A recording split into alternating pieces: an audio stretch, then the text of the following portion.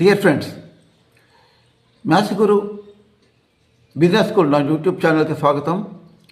ఈరోజు వీడియోలో మనం వాషింగ్ పౌడర్లో వాడే ముఖ్యమైన కెమికల్స్, వాటిని వాషింగ్ పౌడర్లో ఎందుకు ఉపయోగిస్తారు, వాటి పనితీరు ఎలాగ ఉంటుంది, అలాగే ఆ కెమికల్స్ని మినిమం నుంచి మ్యాక్సిమం వరకు ఎంతవరకు మనకు వాడచ్చు అనే ఇన్ఫర్మేషన్ పూర్తిగా ఇస్తున్నానండి.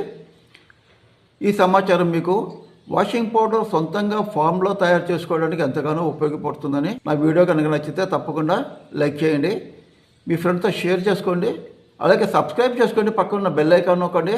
అప్పుడే నేను పెట్టే ప్రతి ఒక్క వీడియోకి మీకు నోటిఫికేషన్స్ వస్తాయి. ఓకే, క్లీనింగ్ మురిగిపోవడానికి ల్యాప్సా యాసిడ్స్ లాంటివి ఉపయోగిస్తారండి.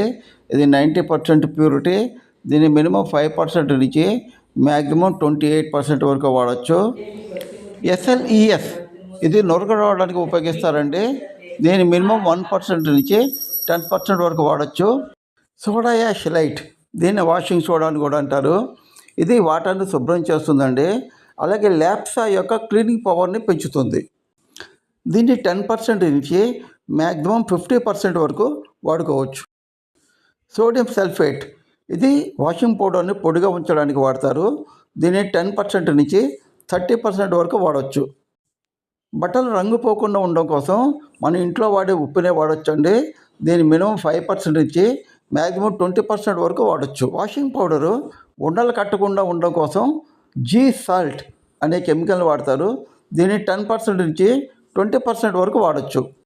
బట్టల్లో చెమట వాసన పోవడానికి బేకింగ్ సోడా, ఇంట్లో వాడే సోడానే దీన్ని తినే సోడా అంటారు. దీన్ని మనం 5 నుంచి 20% వరకు వాడుకోవచ్చు అండి. వాషింగ్ పౌడర్ తయారీలో దాని ఖర్చు తగ్గించుకోవడం కోసం, ఇంకా దాని బరువు పెరగడానికి డోలమైట్ అలాగే కామన్ సాల్ట్ కూడా వాడతారండి. దీన్ని 5 నుంచి మ్యాక్సిమం 20% వరకు వాడచ్చండి.